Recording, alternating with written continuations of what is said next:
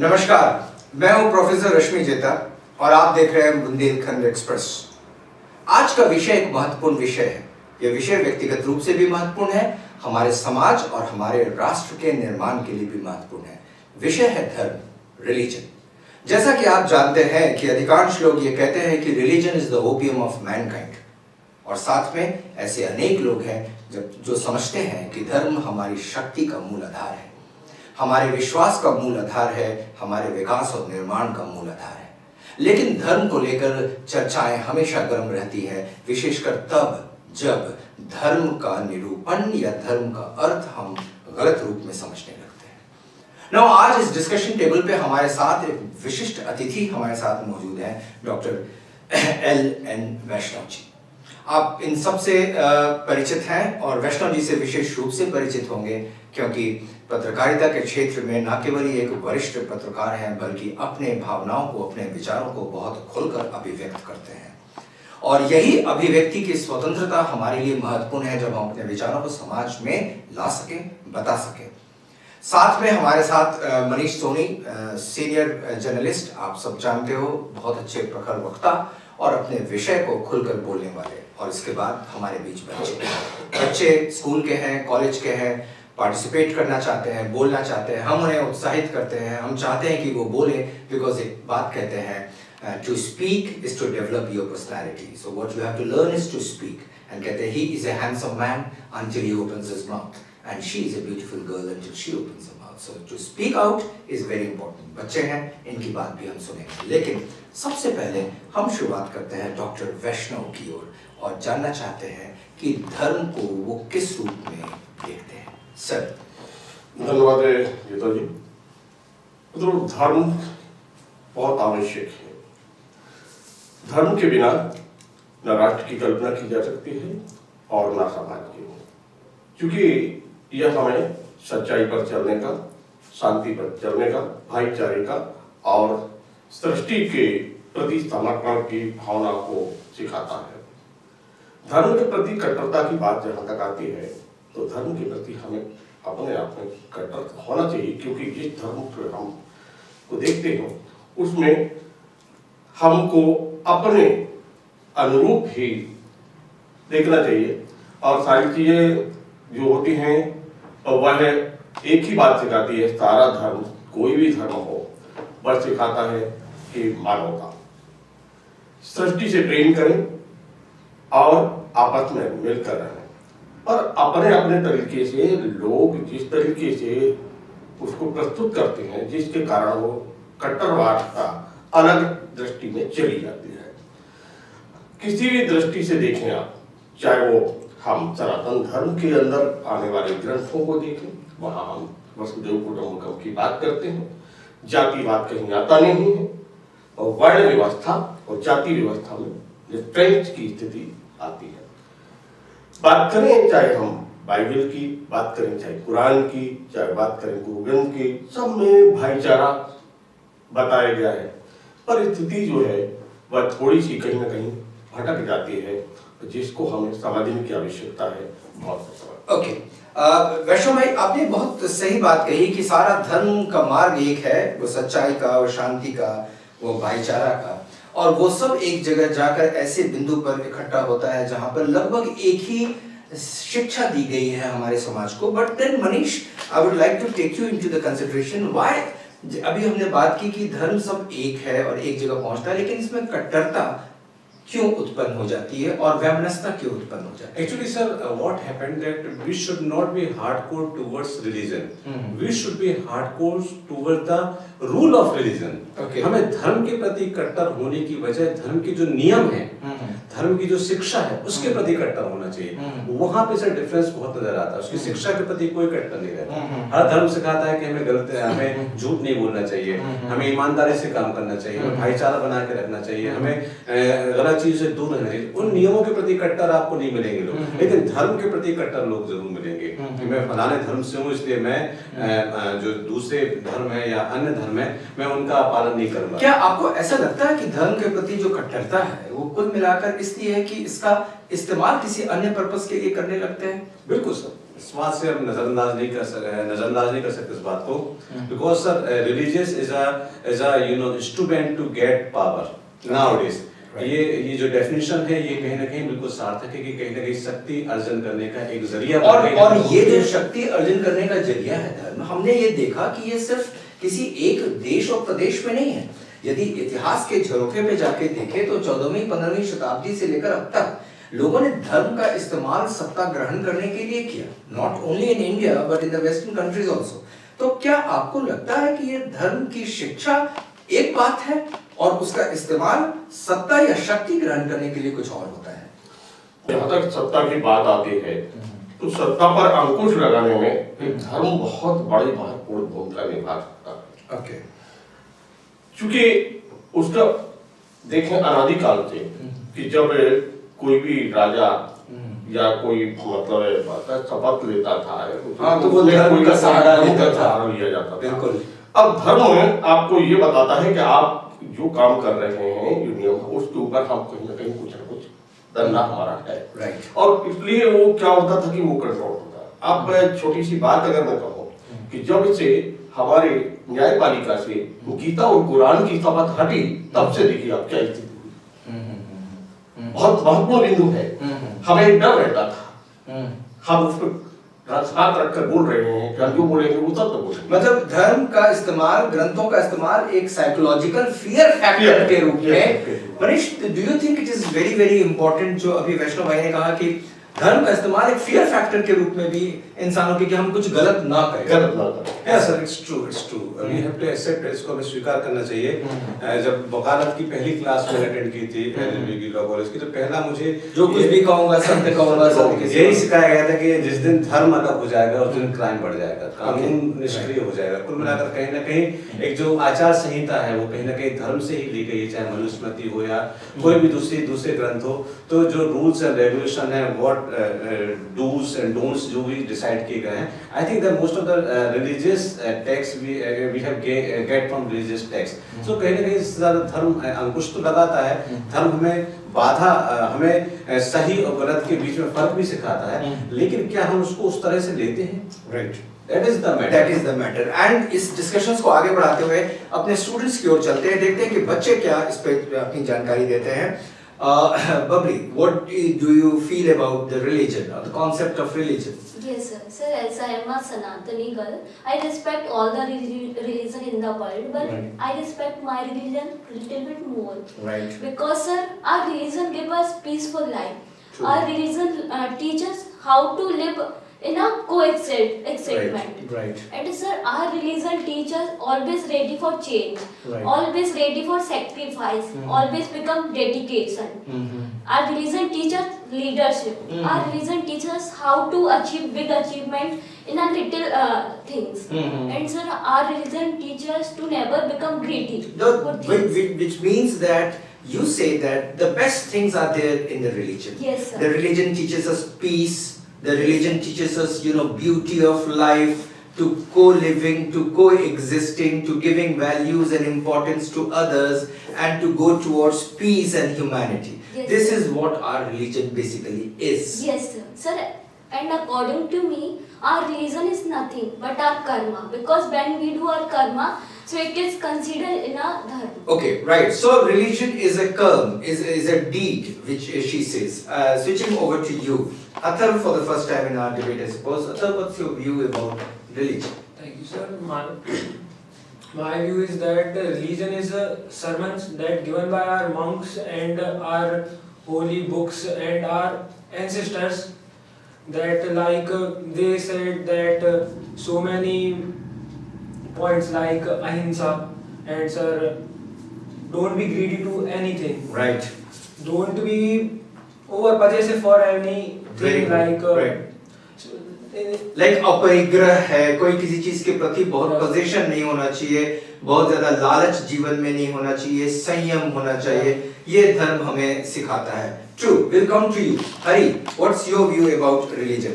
Sir, thank you, sir, for being with us.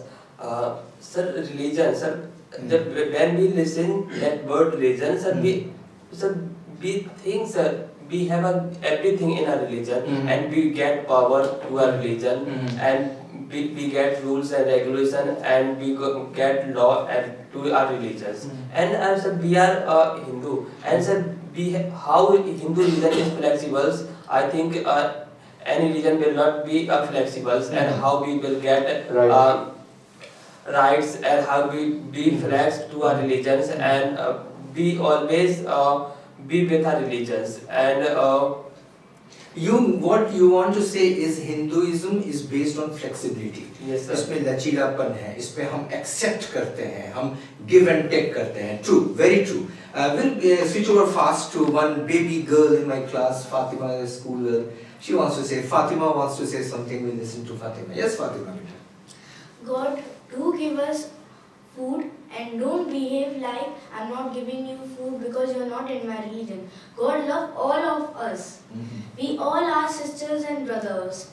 We all are same and we don't need to fight for the religions. Okay, ईश्वर हमें भोजन देता है और कहता है कि भोजन इंसानों को दिया गया है, धर्मों को नहीं दिया गया. यानी हर धर्म के हर इंसान के लिए भोजन है, इसलिए इसके लिए आपस में संघर्ष, युद्ध, लड़ाई ना करो. Because it is given to all. This is what she says. A beautiful sermon. एक बहुत अच्छी बात इन्होंने कही जो हम लोग कहीं कहीं संत और महात्माओं से सुनते हैं. आज इन्होंने कहा ये सारी चीजें वैष्णव भाई हम सुन रहे हैं. सभी बात ये कर रहे हैं कि धर्म ऐसा है, धर्म में अच्छाई है, धर्म बढ़िया है. हम आज एक बहुत बड़े मुद्दे की ओर जाना चाहते हैं और शायद वो मुद्दा इनसे ज्यादा महत्वपूर्ण है. हमने अभी बात की धर्म की, हमने बात की शांति है, पीसफुल कोएग्जिस्टेंस है, विकास है, सारी चीजें हैं. लेकिन हमने आज तक ये बात नहीं की कि धर्म क्या है. मतलब धर्म को कैसे डिफाइन करेंगे. What is religion. रिलीजन किसे कहते हैं. क्या आप किसी रिलीजियस टेक्स्ट को रिलीजन कहते हैं. और यदि ये धार्मिक ग्रंथ धर्म है, जैसे अभी अथर्व ने कहा कि होली बुक्स में जो लिखा है, सरमन्स जो दिए जाते हैं, क्या मैं उन्हें धर्म मान के चलूं. और यदि धर्म मान के चलूं तो कौन से ऐसे धार्मिक ग्रंथ हैं जिन्हें धर्म का ओहदा दिया जाना चाहिए. बहुत सारे ऐसे. देखिए, धर्म और पंथ में दोनों में अंतर है. धर्म जो है उसको तो बताया जाता है कि सनातन धर्म जो सृष्टि की उत्पत्ति से ही प्रारंभ हुआ. ठीक है. अब बात करते हैं पंथों की, उपासना पद्धतियां. ठीक है. अब इन उपासना पद्धतियां भिन्न भिन्न होती हैं और ये सब यह बताती हैं कि हमको जाना सब जगह एक है, मार्ग अलग अलग है. अब ग्रंथों की बात करते हैं तो जैसे कि हम वेद से शुरू होते हैं, पुराणों से शुरू होते हैं.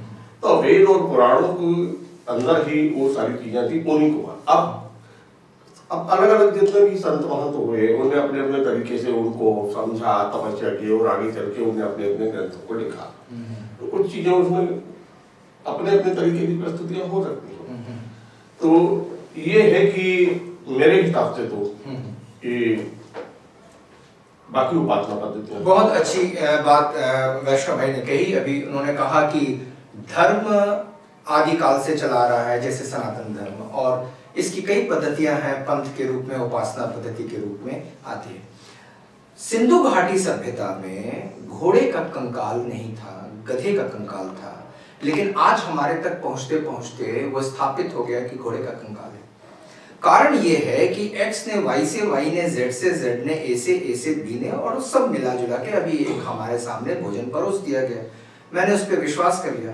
प्रश्न मैं अपने दर्शकों से भी ये करना चाहूंगा कि ये जानने की कोशिश करें कि धर्म, और ये प्रश्न मैं मनीष सर से भी ले रहा हूँ कि ये धर्म से एक्चुअली क्या समझते हैं. कौन सी ऐसी पुस्तक मैं पढ़ लूँ जिससे किसी व्यक्ति को धार्मिक ज्ञान प्राप्त हो जाए. ये इसलिए जरूरी है कि मुझे ऐसा कभी कभी लगता है कि हमारे कई ऐसे बच्चे हैं जो धर्म शब्द तो जानते हैं, लेकिन किन किताबों से, पुस्तकों से, कहाँ से आई है, उसका शायद ज्ञान न हो. बिल्कुल sir. And sir I totally agree with you. और आई ऑलवेज इंसिस्ट, मैं हमेशा इस बात के लिए दबाव बनाता हूँ, इस बात को पूरी ताकत से कहता हूँ कि धर्म की शिक्षा होनी चाहिए. क्योंकि धर्म सब जानते हैं, धर्म के नाम पे क्या क्या होता है सब जानते हैं, लेकिन असल में धर्म है क्या ये कोई नहीं जानता। Right. जो स्कूल से बच्चों को पढ़ाया जाता है, अगर वहां से शिक्षा देना शुरू की हाँ। जाए कि धर्म मीन्स स्टोरी नहीं है, जो कहानियां आपको सुनाई जा रही है वो कहानियां धर्म नहीं है। True. धर्म में वेद है, पुराण True. है, उपनिषद है, इतना सारा उसमें ज्ञान है जो हम तक कभी पहुंचा ही नहीं। और कहीं ना कहीं यहाँ पर आलस्य है सर उन लोगों का जो हमें धर्म के नाम पे हमें भाषण देते हैं, धर्म के नाम पे हमें रास्ता बताते हैं, लेकिन वो खुद नहीं पढ़ते कि धर्म है क्या। बिल्कुल डॉक्टर वैष्णव, ये चीज एक बार मुझे याद है कि आईएएस के एक पेपर में पूछा गया कि पूर्व क्या है, और 4 ऑप्शंस दिए हुए थे, लोगों ने दिशाओं लगाया, मैंने लिखा है जैन धर्म। तो 14 पूर्व, 12 अंग, 6 सूत्र, मूल सूत्र, काव्य सूत्र, तत्वार सूत्र, भगवती सूत्र, यू नो, उसके उसी तरह से धर्म की जब बात करते हैं उसमें जो ज्ञान है, उसी तरह से जब हम सनातन धर्म की बात करते हैं तो ऋग्वेद, सामवेद, यजुर्वेद, अथर्ववेद, ऐतरेय, कौशिकी, शतपथ, गोपथ, आयुर्वेद, धनुर्वेद, गंधर्ववेद, शिल्पवेद, अरण्यक, उपनिषद, इसको क्या पढ़ा हमने, या हमने उन किताबों को पढ़ लिया जो किताबें किसी के द्वारा सुनाई गई, कही गई, कहाई गई और बताई गई और उसमें कहानियां जोड़ी गई। जो हमें, मेरा धर्म इतना शक्तिशाली है कि हमारे धर्म में जो ज्ञान है, या मेरा धर्म का मतलब यहाँ जैन धर्म भी, बौद्ध धर्म भी, या कोई भी हमारा सनातन धर्म भी, इतना इसमें ज्ञान है कि इस ज्ञान को यदि हम सीख जाएं तो सारी वैज्ञानिकता, तो ब्रह्मफूट सिद्धांत हमारे ऋग्वेदों में है, सावित्री मंत्र हमारे ऋग्वेदों में है, ये पूरे नक्षत्रों, ग्रह नक्षत्रों की बात हमारे उसमें है, सारी ज्ञान हमें यहाँ पे छुपा हुआ है। म्यूजिक यहाँ पे है, आप देखिए ऋग्वेद में ओम बोलते और सामवेद में ओम, तो संगीत की शुरुआत भी कौन होती है, तो क्यों नहीं हम धर्म का सही ज्ञान प्राप्त करें और स्कूल में बच्चों को दें, बिकॉज धर्म की ये शिक्षा दिया जाना अनिवार्य है। धर्म की शिक्षा के बिना कल्पना नहीं की जा सकती किसी भी प्रकार की।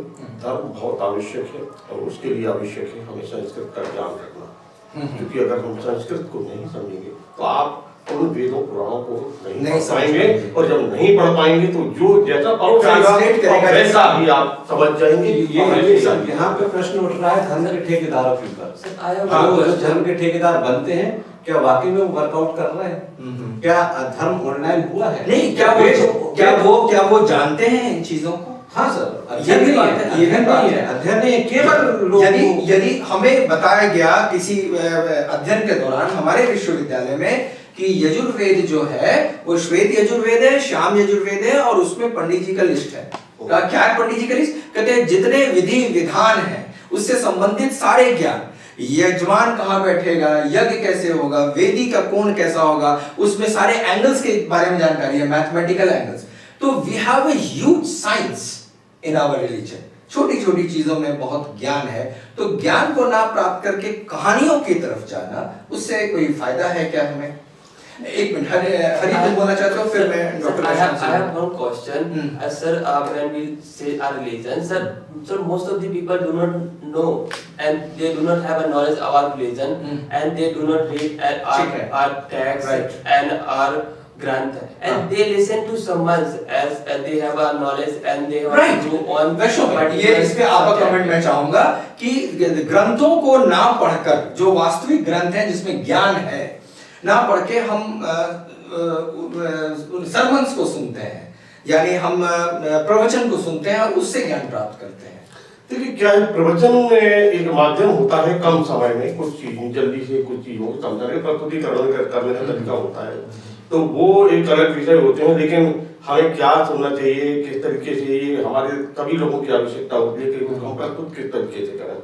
अनेक बार मैं सीधे बिल्कुल बताऊंगा, कई बार हमारे बहुत सारी बातें आती हैं, लेकिन मैं खुल के बोलूंगा।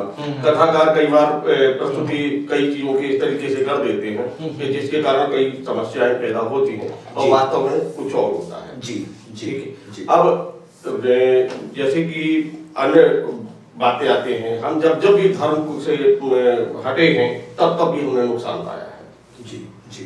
अब कई बार ऐसा होता है कि हम देखते हैं कि पूरे क्षेत्र के अंदर अभी एक मौसम बन रहा है, कि मौसम जो स्थिति बन रही है जिसमें ओला भी होता है, पानी भी होता है, तूफान भी होता है, सारा कुछ होता है। इसके पीछे हजारों वर्ष पहले कुछ ऋषि मुनियों ने और कुछ प्रकांड विद्वानों ने एक परंपरा प्रारंभ की। प्रारंभ वह थी कि जगह जगह होली जलाई जाती है और होली में सिर्फ कुछ जौ और कुछ कपूर और कुछ चीजें डाली जाती हैं। एक साथ यज्ञ होता है, वो वायुमंडल में बनने वाले बादलों को फाड़ने में काम करता है। ओके।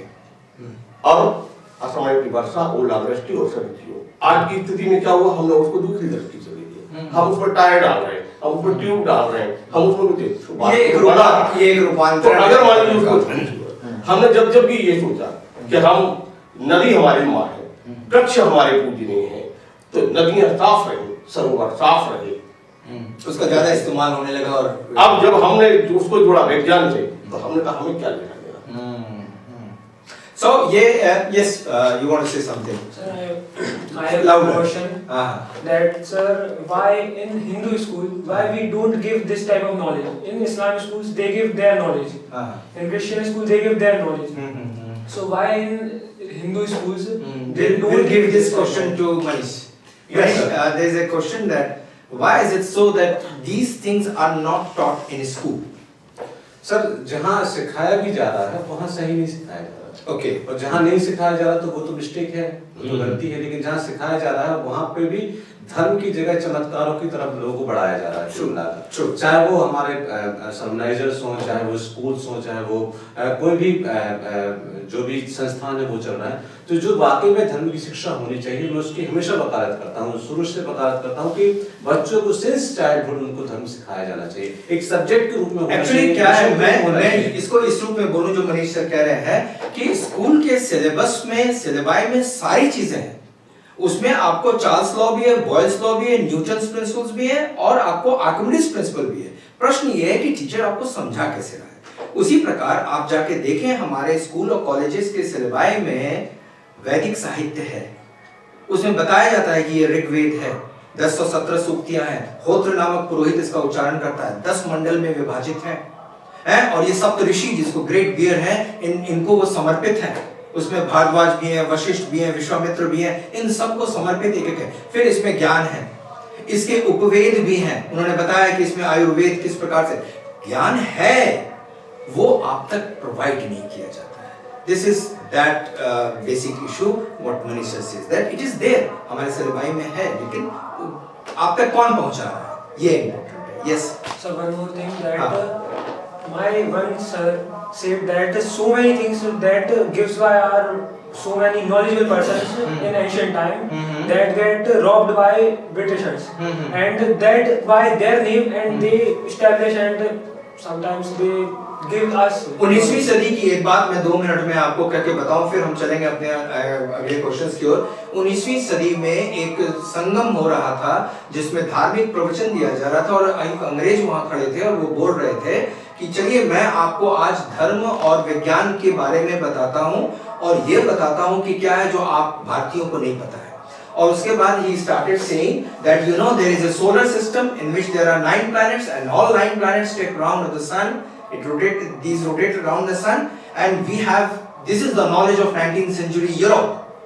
तो एक भारतीय वहां खड़ा हुआ और कहा कि साहब हमारे धर्म ग्रंथों में, हमारे अतीत में, हमारे विरासत में ये सारे ज्ञान कब के डले हुए हैं और हमारे ऋग्वेदों में ये ज्ञान है कि ये पिता एक, नाम सूरज और पुत्र 9, 10वां आने वाला।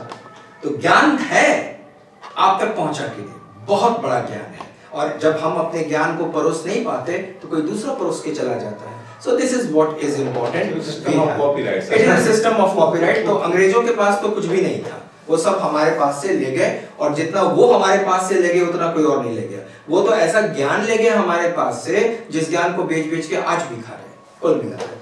वैष्णव भाई, व्हाट्स योर फाइनल कमेंट? आप अपना एक फाइनल कमेंट दें इनके बारे में, आप क्या सोचते हैं और एक वरिष्ठ पत्रकार की निगाह से एक समाज के प्रति एक दायित्व है कि हमारा समाज सौहार्द पे और समन्वय पे चले और किस प्रकार से हम धर्मों को लेकर आगे बढ़ें जिससे सकारात्मक प्रयास करें हम आगे बढ़ें।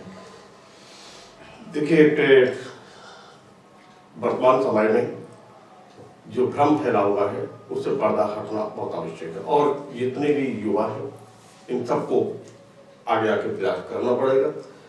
रही बात धर्म की, तो धर्म के बिना किसी भी चीज की कल्पना करना असंभव है, क्योंकि धर्म जो है वह आप पर अंकुश भी लगाता है बहुत सारी स्थितियाँ ऐसी होती हैं जिसके कारण आप अपने जीवन को जी सकते हैं और दूसरों को भी प्रेरित कर सकते हो। प्रस्तुत किस तरीके से हो, विषय ये है, और उसको समझने के लिए आपको प्रयास करना पड़ेगा और समाज को भी प्रयास करना पड़ेगा, राष्ट्र को भी प्रयास करना पड़ेगा। संस्कृत के जब तक आप अध्ययन नहीं करेंगे, आप नहीं समझ पाएंगे, वही परोसेंगे वो लोग जो वो परोसना चाहते हैं। मूल कारण क्या हुआ वर्तमान समय में, जो हमने अपने तरीके से समझा कि जैसे कि अभी सर ने बताया कि हमारा पूरा ज्ञान का जो भंडार था वह पूरा का पूरा लेके जो हमारे यहाँ पर बुक्स थी वो सारी की सारी लेके अंग्रेज लोग चले गए। जब वो चले गए तो उन्हें उस भाषा को भी समझा और फिर अपने अपने तरीके से उसको प्रस्तुत किया। आज आप देखें कि अगर मान लीजिए आयुर्वेद की अभी सर ने बात की तो अंग प्रत्यारोपण की बात अगर आती है तो आदमी के शरीर में हाथी का सिर लगाना, ये अंग प्रत्यारोपण का किस समय का बात है? ठीक है, हमारे पास में हर चीजें थी, पर क्या है हमने अपनी समझा नहीं और उन्हें अपने तरीके से उसको समझा। और हकीकत में सुश्रुत और चरक जैसे लोग हमारे देश में रहे और इन्होंने ज्ञान दिया, तो कभी ये भी जानने की कोशिश करें कि आखिर सुश्रुत क्या थे और चरक क्या थे, दोनों में क्या अंतर था। एक फिजिशियन थे, दूसरे सर्जन। 121 इंस्ट्रूमेंट का उल्लेख किया है चरक सुश्रुत संहिता में, और वो बताते हैं कि पथरी का ऑपरेशन एक्सेट्रा एक्सेट्रा कैसे किया जाता है। Now it's a huge knowledge there. We take the last comment from Manish sir and see how it. बिल्कुल बिल्कुल सर, जो आप लोगों ने बात कही मैं पूरी तरह से उससे सहमत हूँ। जो ज्ञान है, जो सनातन चला आ रहा है, वो आज भी प्रासंगिक है। अगर हम लोग अपनी विधा की बात करें, नाट्य शास्त्र की बात करें, जो भरत मुनि ने 108 भाव भंगिमा हम लोग को बताई हैं, आज भी उसी के आधार पर हम लोग अभिनय करते हैं और अपना प्रस्तुतिकरण करते हैं। लेकिन जो बीच में शेक्सपियर या बीच में जो भी उसमें बदलाव आए हैं उसको अपने ढंग से लोग प्रस्तुत करते हैं। तो कहीं ना कहीं the right education of religious is very important and it should be necessary for all sir. That's my last. That's very very important to come to the end of this whole discussion today. What we have come to the conclusion is to get the true knowledge of religion is to get the knowledge from the historical texts, from the religious books. It is not from other people. So हम बेहतर ये होगा कि उन धार्मिक ग्रंथों को हम पढ़ें जिनमें ज्ञान भी है, और उनके द्वारा हम अपने समाज को, अपने देश को जोड़ भी सकते हैं। और जब आपके पास सही ज्ञान आएगा तो कोई व्यक्ति आपके ज्ञान को भ्रमित करने की कोशिश करेगा भी तो नहीं कर पाएगा, because you know that knowledge. और एक बात मैं हमेशा अपने श्रोताओं से बोलना चाहूँगा, नॉलेज इज पावर। सही रूप में जो आपकी शक्ति आपके पास है वो है आपका ज्ञान। आज के डिस्कशंस को मैं यहीं समाप्त करता हूं और बहुत बहुत आभार मैं डॉक्टर एलन वैष्णव की ओर देना चाहूँगा, जो इस डिस्कशंस में उपस्थित हुए, हमारे बच्चों को जो यहाँ शामिल हुए हैं अपनी अपनी बात रखने के लिए, and finally to Manish Soni ji. So thank you very much. देखते रहिए और मैं फिर अगले सप्ताह आपके पास आऊँगा कोई एक नए विषय को लेकर। Thank you.